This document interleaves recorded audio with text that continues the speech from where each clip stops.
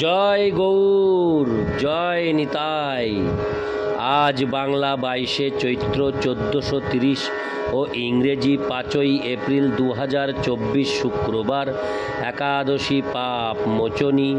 এই পাপ মোচনী একাদশীর দিন আমি শ্রী চৈতন্য চরিতামৃত পাঠ করছি।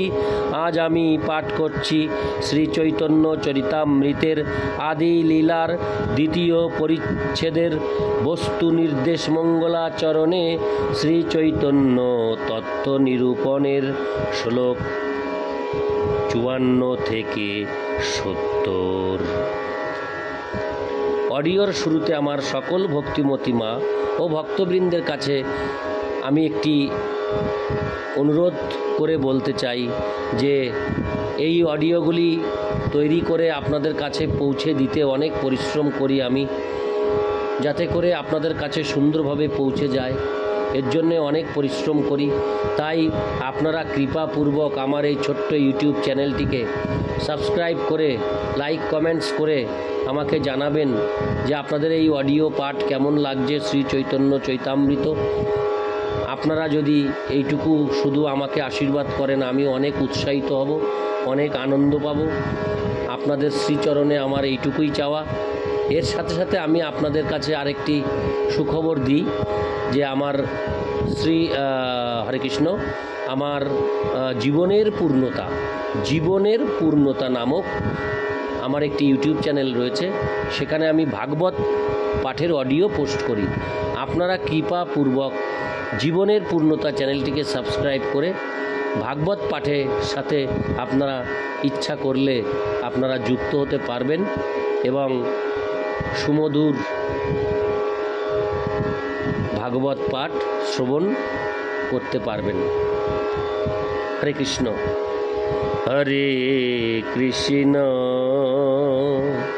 হরে কৃষ্ণ, কৃষ্ণ কৃষ্ণ,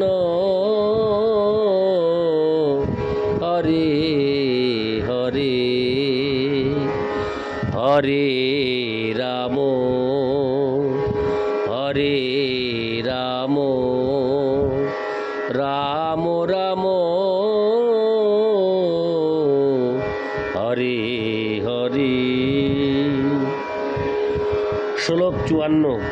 যদ্যপি তিনের মায়া লইয়া ব্যবহার, তথাপি তৎস্পর্শ নাহি সবে মায়া পার। শ্লোকার্থ: যদিও এই তিনজন পুরুষাবতার মায়ার সঙ্গে সম্পর্কযুক্ত, তবুও মায়া তাদের স্পর্শ করতে পারে না। তারা সকলেই মায়ার অতীত। ইতি শ্লোক 54। শ্লোক 55। এতদীশনমিশ্বস্য প্রকৃতিস্থোপি তদ্গুণৈ ন যুজ্যতে সদাত্মস্তৈর্যথা বুদ্ধিস্তদাশ্রয়া। অনুবাদ: জড়া প্রকৃতিতে অবস্থিত হওয়া সত্ত্বেও প্রকৃতির গুণের বশীভূত না হওয়াই হচ্ছে ভগবানের ঐশ্বর্য। তেমনি যারা তার শরণাগত হয়ে তাদের বুদ্ধিকে তার উপর নিবদ্ধ করেন, তারাও কখনো প্রকৃতির গুণের দ্বারা প্রভাবিত হন না। তাৎপর্য: এই শ্লোকটি শ্রীমদ্ ভাগবত 1:11-38 থেকে উদ্ধৃত। যারা পরমেশ্বর ভগবানের শ্রীপাদপদ্মের আশ্রয় গ্রহণ করেছেন, তারা জড়া প্রকৃতিতে অবস্থান করলেও জড়া প্রকৃতির দ্বারা প্রভাবিত হন না। ভগবানের শুদ্ধ ভক্ত জড়া প্রকৃতির 3টি গুণের মধ্যে অবস্থান করে গুণজাত বিভিন্ন কর্মে লিপ্ত হতে পারেন, কিন্তু তাদের কৃষ্ণ ভাবনাময় অপ্রাকৃত বুদ্ধির প্রভাবে তারা কখনোই জড়া প্রকৃতির সেই গুণগুলির দ্বারা প্রভাবিত হন না। জড় জাগতিক কার্যকলাপ এই ধরনের ভক্তদের আকৃষ্ট করতে পারে না। তাই পরমেশ্বর ভগবান এবং তার অনুগত সেবাপরায়ণ ভক্তরা জড়া প্রকৃতির কলুষ থেকে মুক্ত। ইতি শ্লোক 55। শ্লোক 56। সেই তিন জনের তুমি পরম আশ্রয়, তুমি মূল নারায়ণ, ইথে কি সংশয়। শ্লোকার্থ: তুমি হচ্ছ সেই তিন পুরুষাবতারের পরমাশ্রয়, সুতরাং তুমি যে মূল নারায়ণ সে বিষয়ে কোনো সন্দেহ নেই। তাৎপর্য: ব্রহ্মা এখানে তার উক্তির মাধ্যমে প্রতিপন্ন করেছেন যে ভগবান শ্রীকৃষ্ণই হচ্ছেন পরমেশ্বর এবং তিন পুরুষাবতার ক্ষীরোদকশায়ী বিষ্ণু, গর্ভোদকশায়ী বিষ্ণু ও কারণোদকশায়ী বিষ্ণুর মূল উৎস।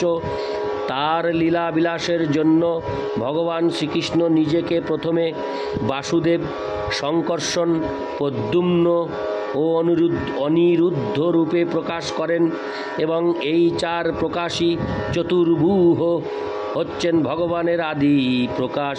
কারণ সমুদ্রে শায়িত সমগ্র জড় শক্তি বা মহত্তত্ত্বের স্রষ্টা প্রথম পুরুষাবতার মহাবিষ্ণুর প্রকাশ হয় সংকর্ষণ থেকে, দ্বিতীয় পুরুষাবতার গর্ভোদকশায়ী বিষ্ণুর প্রকাশ হয় প্রদ্যুম্ন থেকে এবং তৃতীয় পুরুষাবতার ক্ষীরোদকশায়ী বিষ্ণুর প্রকাশ হয় অনিরুদ্ধ থেকে। এই তিন পুরুষাবতার নারায়ণ থেকে উদ্ভূত প্রকাশসমূহের সমপর্যায়ভুক্ত নারায়ণ প্রকাশিত হন স্বয়ং ভগবান শ্রীকৃষ্ণ থেকে। ইতি শ্লোক 56। শ্লোক 57। সেই তিনের অংশী পরব্রহ্ম নারায়ণ, তেহ তোমার বিলাস, তুমি মূল নারায়ণ। শ্লোকার্থ: এই তিন পুরুষ অবতারের উৎস হচ্ছেন চিদাকাশে নিত্য বিরাজমান নারায়ণ, হরে কৃষ্ণ, যিনি হচ্ছেন তোমার বিলাস বিগ্রহ, তাই তুমিও হচ্ছ মূল নারায়ণ। ইতি শ্লোক 57। শ্লোক 58। অতএব ব্রহ্মবাক্যে পরব্রহ্ম নারায়ণ, তেহ কৃষ্ণের বিলাস এই তত্ত্ববিবরণ। শ্লোকার্থ: সুতরাং ব্রহ্মার বিচার অনুসারে চিদাকাশে নিত্য অধিষ্ঠিত নারায়ণ হচ্ছেন পরমেশ্বর ভগবান শ্রীকৃষ্ণের বিলাস বিগ্রহ।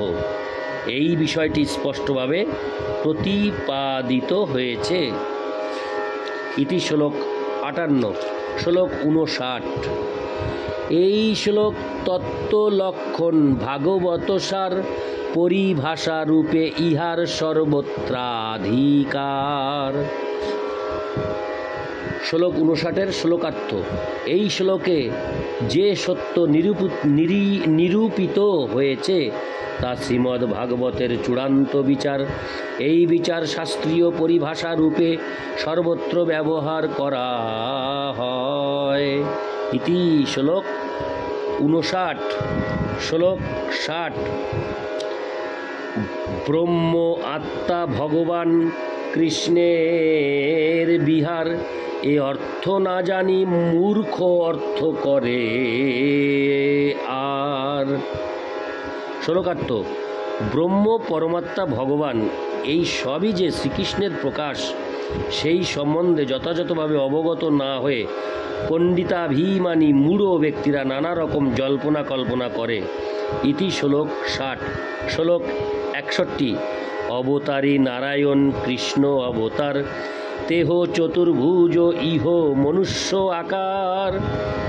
শ্লোকার্থ: তাদের ভ্রান্ত বিচার অনুসারে যেহেতু নারায়ণ চতুর্ভুজ সম্পন্ন এবং শ্রীকৃষ্ণ দ্বিভুজ সম্পন্ন সাধারণ মানুষের মতো, তাই নারায়ণ হচ্ছেন স্বয়ং ভগবান এবং শ্রীকৃষ্ণ হচ্ছেন তার অবতার। তাৎপর্য: তথাকথিত কোনো পণ্ডিতেরা বলে যে যেহেতু নারায়ণের 4টি হাত রয়েছে এবং শ্রীকৃষ্ণের 2টি হাত রয়েছে, তাই নারায়ণ হচ্ছেন আদিপুরুষ ভগবান, যার থেকে কৃষ্ণ অবতার রূপে প্রকাশিত হয়েছেন। এই ধরনের নির্বোধ পণ্ডিতেরা পরম তত্ত্বের বিবিধ প্রকাশ সম্বন্ধে সম্পূর্ণ অজ্ঞ। ইতি শ্লোক 61। শ্লোক 62। এই মতে নানা রূপ করে পূর্ব পক্ষ, তাহারে নির্জিতে ভাগবত পদ্য দক্ষ। শ্লোকার্থ: এইভাবে বিরুদ্ধ পক্ষ নানা রকম তর্কের উত্থাপন করে, কিন্তু শ্রীমদ্ ভাগবতের শ্লোক অত্যন্ত দক্ষতার সঙ্গে তাদের সেই সমস্ত তর্ককে খণ্ডন করে। ইতি শ্লোক 62। শ্লোক 63: বদন্তি তত্ত্ববিদস্তত্ত্বং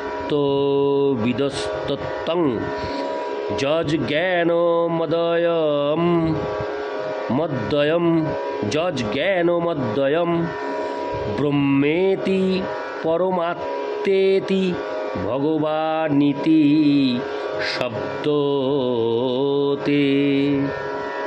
অনুবাদ: যা অদ্বয় জ্ঞান অর্থাৎ এক ও অদ্বিতীয় বাস্তব বস্তু, তত্ত্বজ্ঞ পণ্ডিতেরা তাকেই তত্ত্ব বলেন। সেই তত্ত্ববস্তু ব্রহ্ম, পরমাত্মা ও ভগবান এই তিন নামে অভিহিত হন। ইতি শ্লোক 63। শ্লোক 64: শুনো ভাই এই শ্লোক করহ বিচার, এক মুখ্য তত্ত্ব তিন তাহার প্রচার। শ্লোকার্থ: হে ভাই সকল, দয়া করে তোমরা এই শ্লোকের ব্যাখ্যা শ্রবণ করে তার অর্থ বিচার করো। একই মুখ্য তত্ত্ব তিনটি বিভিন্ন রূপে জ্ঞাত হন। ইতি শ্লোক 64। শ্লোক 65: অদ্বয় জ্ঞান তত্ত্ববস্তু কৃষ্ণের স্বরূপ, ব্রহ্ম আত্মা ভগবান তিন তার রূপ। শ্লোকার্থ: স্বয়ং শ্রীকৃষ্ণ এক ও অদ্বিতীয় পরম তত্ত্ব। তিনি নিজেকে ব্রহ্ম, পরমাত্মা ও ভগবান এই তিনটি রূপে প্রকাশিত করেন। তাৎপর্য: শ্রীমদ্ ভাগবত 1:2-11 থেকে উদ্ধৃত এই শ্লোকটিতে মুখ্য শব্দ ভগবান অর্থে পরমেশ্বর ভগবানকে বোঝানো হয়েছে। ব্রহ্ম ও পরমাত্মা হচ্ছেন সেই পরম পুরুষের আনুষঙ্গিক প্রকাশ, ঠিক যেমন রাজ্যের সরকার ও মন্ত্রিমণ্ডলী হচ্ছে রাজার আনুষঙ্গিক প্রকাশ। পক্ষান্তরে বলা যায় পরম তত্ত্ব তিনটি বিভিন্ন স্তরে প্রকাশিত হয়েছেন। পরম তত্ত্ব পরমেশ্বর ভগবান শ্রীকৃষ্ণ ব্রহ্ম এবং পরমাত্মা রূপেও পরিচিত। ভগবানের এই সমস্ত বিভিন্ন প্রকাশ তার থেকে অভিন্ন। ইতি শ্লোক 65। শ্লোক 66: এই শ্লোকের অর্থে তুমি হইলা নির্বচন, আর এক শুনো ভাগবতের বচন। শ্লোকার্থ: এই শ্লোকের স্পষ্ট অর্থ তোমাকে তর্ক থেকে বিরত করেছে। এখন শ্রীমদ্ ভাগবতের আরেকটি শ্লোক শ্রবণ করো।